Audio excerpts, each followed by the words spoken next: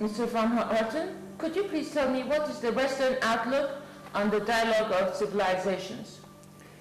Well, the concept has been a big surprise to the West, coming from Iran, and this might set off, and probably will set off, a better understanding of what is going on in Iran today. But basically it has been a big surprise coming from Iran. It has been well timed since lately, last couple of, let's say, 10 years, in the West there has been this growing interest in explaining problems in this world from the perspective of culture. And one of the examples of this is a very famous book written by an American professor called The Clash of Civilizations. And this book has aroused a lot of controversy, and it seems that the concept of dialogue of civilizations has stepped in just in time and well timed to counter this idea of clash between civilizations. On the other hand, it seems that these two views share a certain element, which is the concept of civilizations being very popular these days. Why do you think that is popular? I mean, the concept of civilizations, is it because the package of concepts is a toy for communications, or is it that the concept is genuinely understood by people? I would say that it is genuinely understood like that. Although, what could it give to people that they become interested in it and it is popular? It gives to people a quick understanding of the world today, which is a very complicated place, and especially after the end of ideology, after the end of the Cold War, and the struggle between big ideologies, capitalism, communism. This concept of culture has come up to explain why still a lot of things are very problematic in our world today. And especially popular in the West, since the West looks out on all these civil wars and ethnic conflicts and in the world, and cannot grasp easily how to understand this. So it's a very popular concept, and it has, because it is popular, also the concept of dialogue between civilizations has met a very optimist and popular response from the West. Yet at the same time, this does not mean that this could solve all the problems between, for example, Iran and Western countries, since these two entities have been living towards each other with their backs for so long, and for 20 years? For 20 years, sometimes longer, because even before there was not a lot of knowledge about Iran or the Middle East in general. Why do you think is that because there's a purpose in it? There's not having knowledge. I mean, by that, do you think that the lack of it was because of the lack of interest, or because of the distortions that was made by the previous information that the travelogues and the orientalists made about Iran?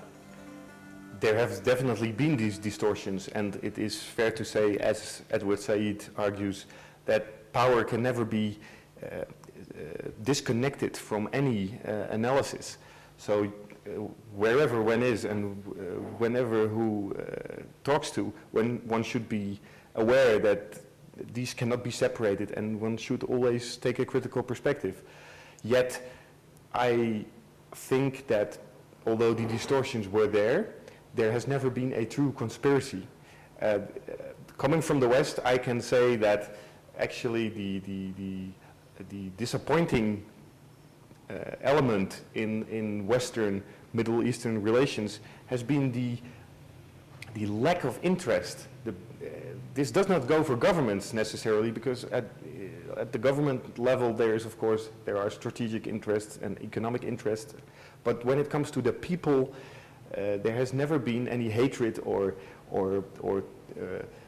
truly felt bad ideas.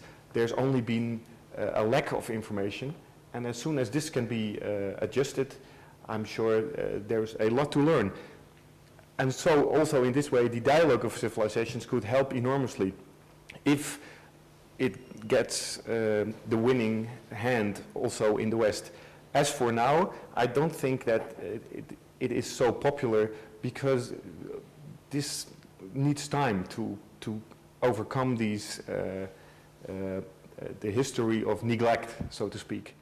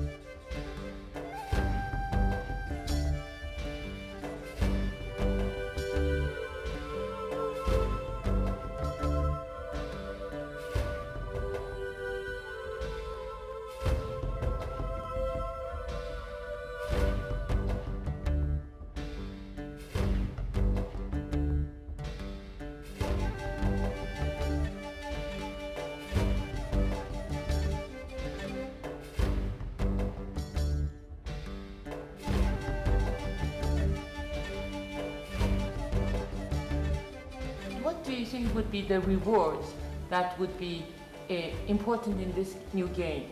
I mean, is it the question of superiority, that either the West would prove its superiority and Iran would be proven as a backward, left-away country forever and good? Or how could be the other possibilities, that it would be a win-win condition? This is certainly what everybody, I think, is aiming for a win-win situation. And I think the opinion leaders in the West who are concerned with Middle Eastern politics do understand very well that the issue of respect for other cultures and, for example, for Iran is very important to proceed with any communication. So this is acknowledged and accepted and even supported by most people. There's no genuine need or feeling to want to be superior. Yet, on the other hand, one can say that from a Western perspective, one is so overconfident, maybe too overconfident, as to want to discuss basically in terms of universal truth and talking about one truth. So this could be a helping lesson to accept a world which is not so single-minded, and to understand a world which we so far have not understood very well.